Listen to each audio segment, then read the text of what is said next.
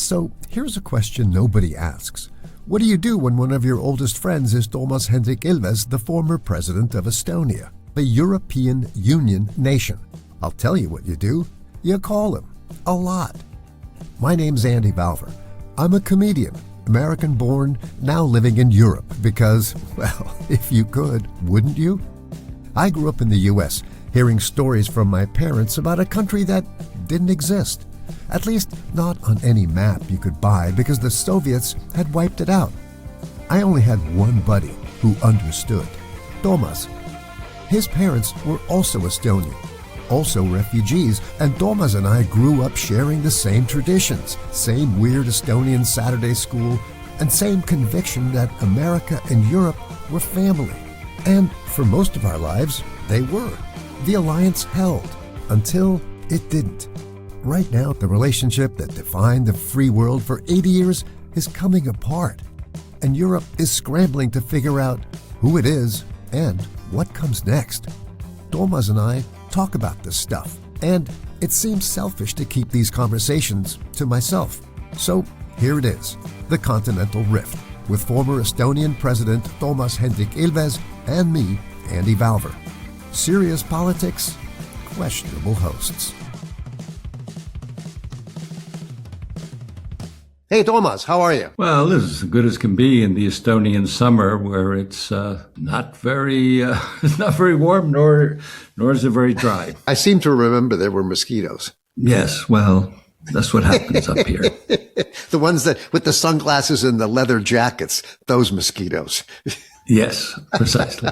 So there's a lot of interesting stuff going on, but we'll start off with our usual little thing called the EUBS, which is kind of silly things about the EU that we picked up during the week. And we're recording this on Wednesday, June 17th. So one thing that we learned this week is that there are these dinners in Brussels where diplomats get together and sort of talk about diplomacy. And apparently they're coming to an end. Is that right? Well, no, it's only in the case of the United States where especially given that there are all kinds of various tensions between the European Union and the United States, the U.S. Embassy now has kind of stopped the general habit of having these dinners where various diplomats would show up and they'd hash things out. I mean, the dinner was usually hosted by the ambassador, but at lower levels, the same thing happens. But now, yeah, they only have big receptions in which very little gets done aside from drinking a certain amount of wine and eating finger food. Why would they stop doing this? Wasn't that an efficient way to discuss or to get to the bottom of some diplomatic stuff? Well, I mean, there's no explanation given. They're not happening. I guess maybe the current ambassador doesn't think it's a very useful way of getting things done, and that it's better to go and just yell at the Europeans. Well, just never ends, does it? As part of our other little EUBS stuff, this week they finally ratified the trade treaty between the EU and the US, which they sort of hammered out at his golf course called Turnberry. And is it called the Turnberry Agreement, or is it? Yes, it is. Yes. Exactly. So, and Brussels calls it stability and predictability, which is exactly how hostages describe paying a ransom.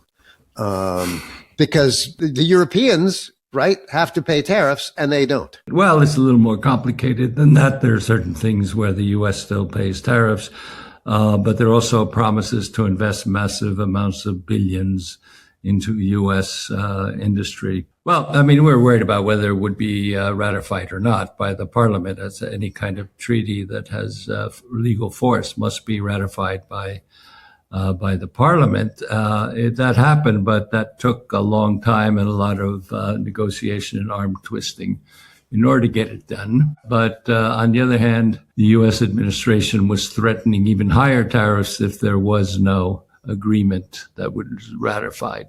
God, unbelievable. All right. Moving on, a couple of big things we're talking about this week.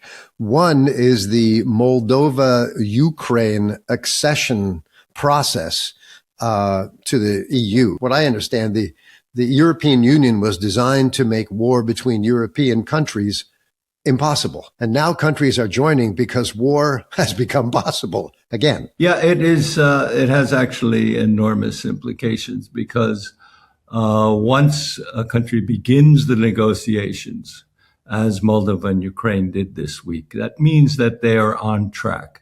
This changes the entire relationship, actually, with the European Union, because now a country that is deemed good enough to eventually complete negotiations is kind of under the wing of the EU, not completely, but even when we began negotiations. Well, right, because you did that. So what's that like? Probably the worst years of my life. But other than that, negotiating is a difficult process. People have it wrong. You don't negotiate with the European Commission or with Europe. I don't know how many tens of thousands of pages of legislation there exists now, but you have to become a part of the legal space of Europe. And so there's no yes or no. You don't negotiate this. The best you can do is delay fulfilling some of the provisions.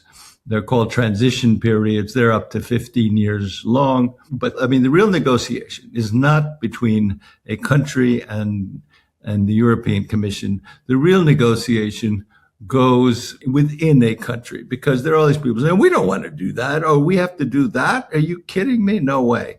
And so that's the real negotiation process. The negotiations go on in your own country between different factions in the parliament and lobbying groups who don't like something, and you have to convince them, well, if you want to be in the EU, you better like it. And when this is going on, you'll get all kinds of people saying, we get a better deal with the Russians. And then usually the answer is, well, go ahead. Enjoy. There's never been an accession process while a country is at war, so this is kind of exceptional. That's got to be bizarre. You're trying to stay alive and keep your country alive, and there's paperwork. Well, it's more than paperwork. You really have to change your domestic legislation. It used to be there would be 33 chapters that you'd have to go through. Everything from something called phytosanitary controls, which is, basically making sure your plants are safe, and then you have all your meat quality, dairy quality, because the reason for that is that if you're going to be in the EU, then you have a single market, and your Ukrainian beef will end up in France. So what people are worried about is that the quality of the food that comes in is the same. But they're starting off with this. First one is actually on democracy, rule of law, which of course are the big issues and the point of objections of some countries toward EUs, that, well, they say it's corrupt. Does rule of law hold there? But it is a big moment. The opening of accession is the beginning of a long process. Okay. You have to basically change all kinds of laws, regulations, and be able to prove that you have the ability to control, say, the quality of your beef. It's not simply that you say, yeah, we passed this law, but it's not enough. So this is where we are with, it is a big step. And it's, we're all very happy. The basic issues that this cluster entails is rule of law, democracy, the quality of judiciary, anti-corruption efforts, and minority rights. And it is really at the core of what the EU is about. Yeah, that's the basic stuff. Right.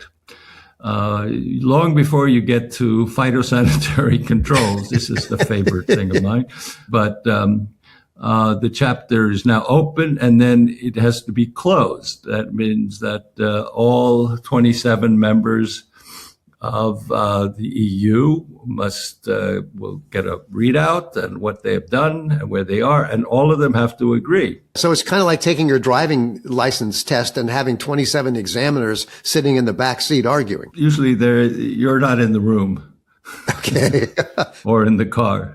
Oh, so they basically do this after you've handed in your homework. Well, the commission was the one that says they've done their homework, and then everyone pours over it. And this is where the politics of the EU come in. We can foresee that there will be major difficulties when we get to the whole agriculture section, because, there's no other way of putting it, but Ukraine is a world superpower when it comes to agriculture. Yes, absolutely. Yeah. Well, what that is a major threat to countries that also are agriculture producers, such as, Poland and France especially. I'm very familiar with farmers' protests. The traffic circles around here are closed. There's bales of hay burning and tractors blocking all exits.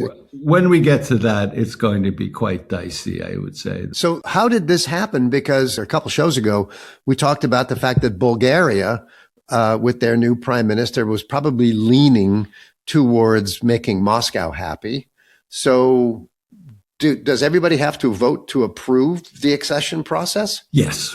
Every country's government has to approve, every country's parliament, or in some cases via referendum, have to approve the entrance of a new member. Well, one reason why they're very careful on the first cluster of rule of law and democracy and corruption is precisely because of countries like Hungary and in the case of Bulgaria, which also has big issues in this area, the EU does not want to have troublemakers in it. The whole idea is that you're supposed to think of Europe's future, not just you, but, as always happens, you really think about your own country's interests first. Has it ever happened that someone's been turned down? Well, there have been failed referenda, which then have been done over again. So basically, to wrap it up, every enlargement changes Europe. Britain joined and spent 40 years arguing about money. Spain joined and changed foreign policy. Eastern Europe joined and shifted the center of gravity east. And Ukraine could do all three at once. Yes, well, that's what a lot of people fear, is that you would have a far less conciliatory and understanding view of Russia than, say, France or Italy or Spain, who don't really see Russia as a threat, and then the Easterners do. Well, that's certainly something to be keeping an eye on. So, all right. Anyway, our next topic is actually, it's as we record, it's still happening. The G7, which is happening in Évian. And by the time this episode airs, half of what we're about to say could be wrong. And the other half could be a Trump social media post, which could also be wrong. Well, we don't know what's going to happen there. But the first signs are positive. President Trump met with President Zelensky yesterday. They apparently had a decent meeting, from what we hear. And the outcome was, for Ukraine, more positive than it has been in the past. But just the other day, Trump said, this isn't our battle. We're thousands of miles away. We don't care. President Trump is a mercurial personality.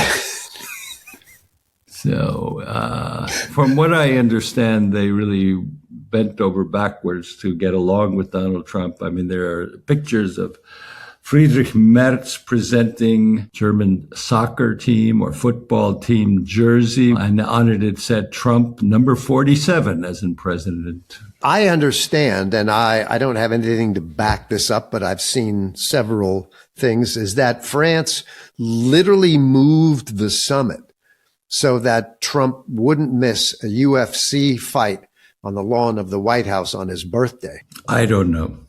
So which means that the leader of the free world is now being managed like a 6-year-old at Chuck E. Cheese. But the real issue is that they do not want the upcoming NATO summit to blow up. So as long as they can keep the U.S. in a good mood, we can look forward to at least the hope that NATO doesn't fall apart in the NATO summit. These things all work on vibes. We hear that the vibes were good. The vibes leading up to the G7 summit, President Zelensky called President Trump, and of course, Putin called Trump. And I wish Donald Trump a happy birthday on his 80th birthday. And so there was the concern that sort of when you're schmooze with Trump, then he would come over to Putin's side of things. And but I guess the mixed martial arts cage fights made him happy. So he was not in the mood to bash Europe. So we'll see.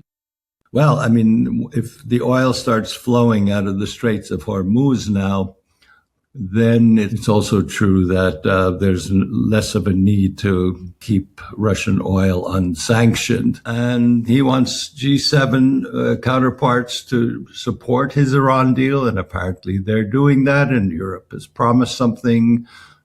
I don't know what exactly yet, because we're in the middle of things, but that the Europeans would help with mine clearing in the Strait of Hormuz. I don't know. Now we're going to move to a little segment that we'll call EUtopia, if you will. Because, there's a lot of good stuff about the EU that really doesn't get talked about a lot. A great poll came out about a week and a half ago. 90% of Europeans agree on protecting nature. 90%, they believe in the power of biodiversity. I mean, I think that's really pretty cool. Well, that explains a lot of why Europe has been much more forward-leaning on all kinds of environmental protection compared to the U.S., which actually is a bone of contention, right? I mean, because the European Union has its Green Deal, and there all kinds of environmental legislation, which the U.S. says is too bureaucratic. But we wouldn't have that legislation if Europeans didn't want that kind of legislation. And another thing that came out is that this week we found out that Europe is using a huge amount of solar power. Well, up here, there's not so much sun, but we use a lot of wind. The wind, yes, I know. There's. I contribute to that everywhere with my hot air. And I mean, say what you will about the EU, but you know what? It's kind of like your grandfather's old Volvo, right? I mean, it's there. You put the key in, you turn it over, and it starts. Well, yeah, but it's kind of hard to get spare parts, and you spend a lot of time in the shop, so it's not quite the same, I would say. But we'll get 500,000 kilometers out of it. Well, maybe, but on the other hand, maybe we should be going over to EVs, because if we don't do that, we're really in trouble. Right. Because basically the price of oil and the pollution created by fossil fuels is something that's not sustainable, basically. And the price, as we've seen after this war, has really put Europe on the back foot. And on that note, always fun. We'll do this again next week. I want to thank everybody for checking us out and for giving us some of your valuable time. We know how valuable it is. Please consider subscribing or liking the Continental Rift. Helps those algorithms get the word out there. We're on Twitter now, or X. To support our work, find us at Buy Me a Coffee, or you can email, give us some feedback at rift@freshlands.film. The Continental Rift is hosted by Toomas Hendrik Ilves and me, Andy Valvur. Our executive producer is Fred Casella. It's edited by Conan Roberts, with music by the Estonian folk fusion group Babel, and animation and brand design by Roland Seer. The Continental Rift is a Fresh Lens production. All rights are reserved. We'll see you next week. Thanks, Toomas. Bye.